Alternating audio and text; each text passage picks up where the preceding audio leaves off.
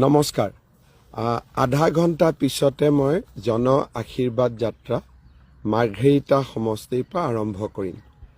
যাত্ৰা আৰম্ভ কৰাৰ আগতে মই এটা সৰু খবৰ, অথচ যি 40 লাখ পৰিয়ালক প্ৰভাৱিত কৰিব তাৰ বিষয়ে দুআষাৰ কওঁ বুলি ফেচবুক লাইভলৈকে আহিলোঁ। ইতিমধ্যে আপোনালোক সকলো অৱগত যে অহা 10 তাৰিখ 10:30 বজাত অসমৰ 40 লাখ অৰুণোদয় পৰিয়াললৈ আমি 9,000 টকাকৈ আগবঢ়াম।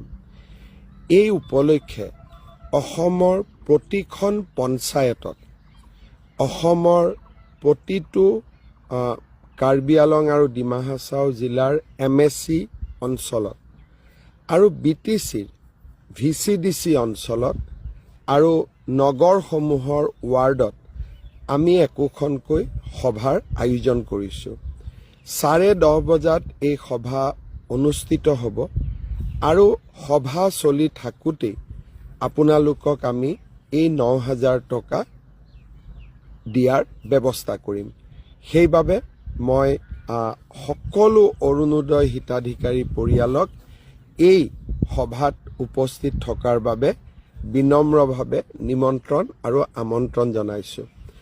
আপোনালোক সকলোৱে জানে অসমত সৰ্বমুঠ 40 লাখ অৰুণোদয় পৰিয়াল আছে আৰু আমি যেতিয়া 9,000 টকাকৈ তেখেতসকললৈ সন্মান হিচাপে আগবঢ়াম, সৰ্বমুঠ 3,600 কোটি টকা লাগিব।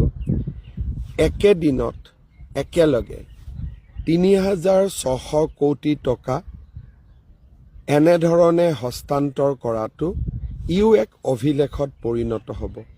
আপোনালোকৰ সাহস আৰু আপোনালোকৰ প্ৰেৰণাৰ বাবে আমি এনেধৰণৰ সাহসী কাম কৰিবলৈ সক্ষম হৈছোঁ। অহা 10 তাৰিখে পুনৰ কৈছোঁ 10:30 বজাত আপোনালোকৰ গাঁৱৰ, আপোনালোকৰ পঞ্চায়তৰ সভাখনৰ নিৰ্দিষ্ট স্থানত আপোনালোক যেন আহি উপস্থিত হয় আৰু 9,000 টকা আপোনালোকে যেন লাভ কৰে। এই মোৰ বিনম্ৰ অনুৰোধ। এইখিনি কথা ক'বৰ কাৰণে ফেচবুক লাইভত আহিছিলোঁ। অলপ সময় পিছতে আশীৰ্বাদ যাত্ৰা আৰম্ভ কৰিম। আপোনালোকক ফেচবুকৰ জৰিয়তে লগ পাই থাকিম। বহুত বহুত ধন্যবাদ। আপোনালোকলৈকে মোৰ অজস্ৰ প্ৰণাম, মৰম আৰু ভালপোৱা। আশীৰ্বাদ কৰি থাকিব।